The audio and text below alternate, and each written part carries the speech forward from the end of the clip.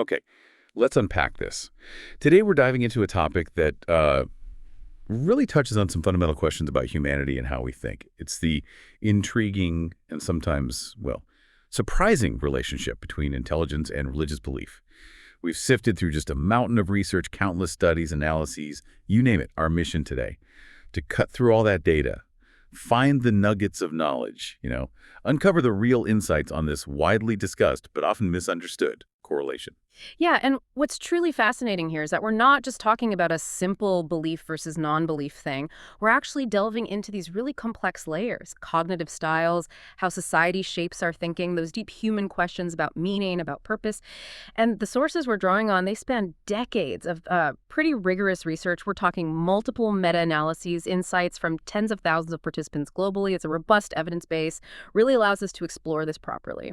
And right out of the gate, what jumps out from all this research is, well, it's a remarkably consistent finding. There seems to be this notable correlation between higher cognitive abilities and, on average, decreased religiosity. And this isn't just like anecdotal stuff. It's systematically documented. We're talking comprehensive meta-analyses, first looking at 63 studies, and they expanded it to 83. And they all point towards a significant negative association. The correlation coefficients, they typically hover between minus 0.20 and minus 0.25. Now, for context, that's not a massive effect size, but it's consistent. It's statistically significant. An inverse relationship, meaning, as one tends to go up, the other reliably tends to go down. That's exactly right. And it's a pattern that seems strongest when you look at college students and the general adult population. And interestingly, this link, it's more pronounced when we measure religious beliefs themselves rather than just religious behaviors like going to church. We've seen studies, covering over 63,000 people, showing atheists consistently outperform religious individuals on reasoning tasks, especially those tasks that demand resolving a conflict, between an intuitive gut level response and a more logical analytical one. The biggest differences they found, around zero point 0.6 standard deviations, came up specifically during these cognitive conflict tasks, which, to put that in perspective, is actually a pretty substantial difference in performance between the groups on those kinds of problems.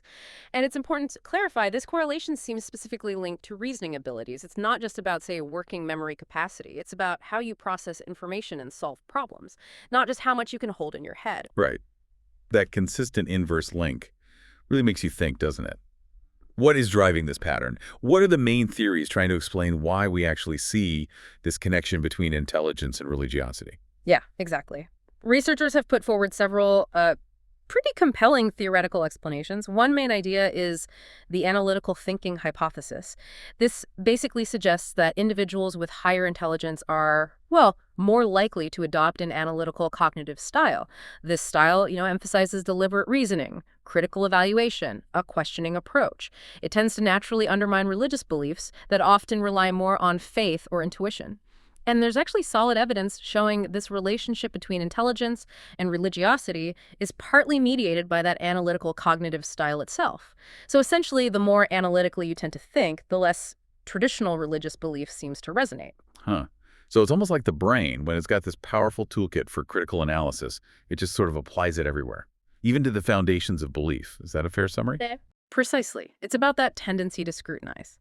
Then there's another key theory, the functional replacement theory. The idea here is that intelligence itself might actually provide many of the same psychological supports that religion often offers people. Think about needs like finding a sense of control in your life, self-regulation, boosting your self-esteem, or even forming secure attachments. So if highly intelligent individuals are better at meeting these needs through their own cognitive abilities, their problem-solving skills, or maybe other non-religious avenues, they might just have less psychological need for religious beliefs and practices as, say, a coping mechanism or a primary source of comfort.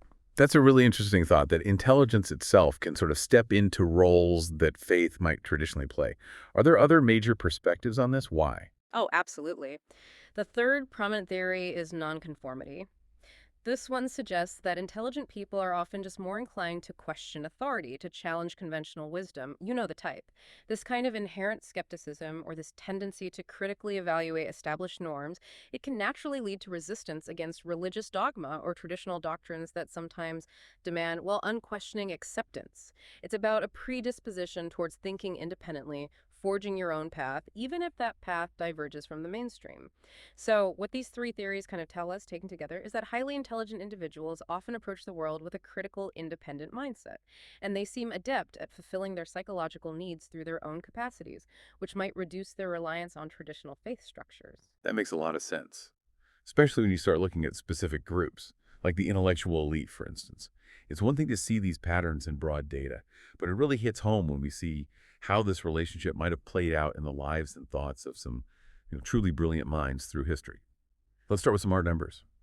If we look at Nobel Prize winners between 1901 and 2000, approximately 10.5% identified as atheists, agnostics, or free thinkers, which is already quite a bit higher than the general population. But here's the really striking part: how much this percentage varies by field. For instance, among Peace Prize winners, only about 3.6% were non-religious. Physics, it was 4.7%, economics, 5.2%. Okay.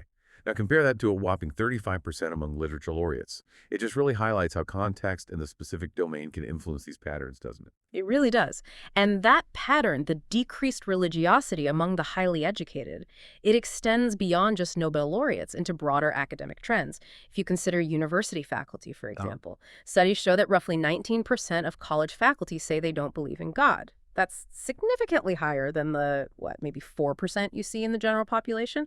And this difference, as you might guess, gets even more pronounced at the elite institutions. And also within specific academic disciplines, particularly the physical sciences, it strongly suggests an environment where analytical rigor, empirical evidence, critical inquiry, these things are highly valued, and that potentially influences belief structures. Right. So it's not just a few isolated individuals, but a kind of broader trend within these intellectually demanding fields. Can you give us some specific examples, maybe some famous scientists or philosophers who really embody this kind of skepticism? Oh, definitely. Think about Stephen Hawking, probably one of the most recognizable scientists of the last few decades. He was an outspoken atheist, viewed the universe as completely explainable through natural laws, no need for a divine creator. He famously called the afterlife a fairy story for people afraid of the dark. Pretty blunt. Then you have Richard Feynman, another Nobel Prize physicist. He described himself as an avowed atheist. He often argued the universe was just too vast, too indifferent for human moral dramas to be central. And Niels Bohr, who, revolutionized quantum mechanics. He held atheistic views, though interestingly, he drew inspiration from some Eastern philosophical traditions, and then shifting to philosophy. Friedrich Nietzsche, he famously proclaimed the death of God, argued that scientific progress had basically made traditional religious beliefs obsolete for modern thinking. And Jean-Paul Sartre, he developed existentialist philosophy as a really consistent atheistic worldview. He saw religious belief as a form of bad faith, a way people try to escape the burden of their own absolute freedom and responsibility. And more recently, you had the new atheism movement in the early 2000s. Figures like Richard Dawkins, Christopher Hitchens, Sam Harris, Daniel Dennett, often called the Four Horsemen. They combine serious academic credentials with popular writing to challenge religious belief using rational argument. These are all individuals who really exemplify that analytical approach applied to belief systems. It's definitely clear that this is a powerful current, especially in Western intellectual history.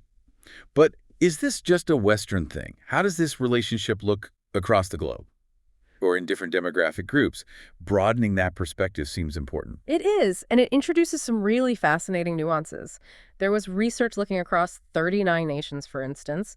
It found that university education had a negative effect on religiosity in 18 countries, but a positive effect in 9, and no significant effect in 12.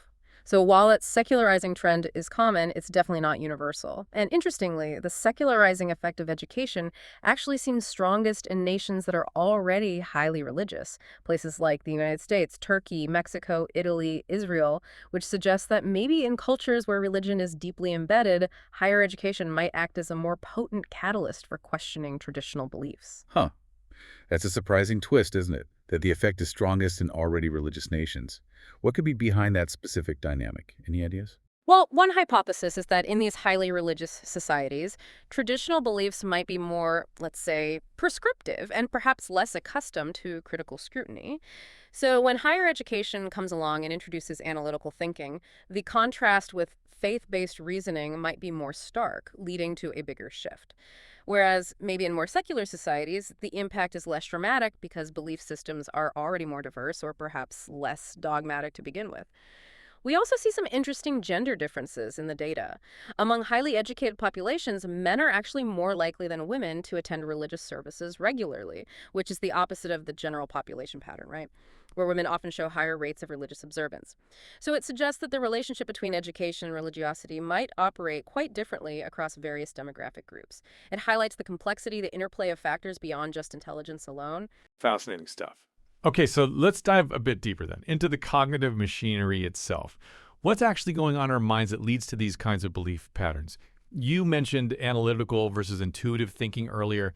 Can you elaborate a bit on the cognitive mechanisms and maybe the biases involved? Certainly. Yeah, recent research has really started to pinpoint specific cognitive processes that seem to underlie religious belief.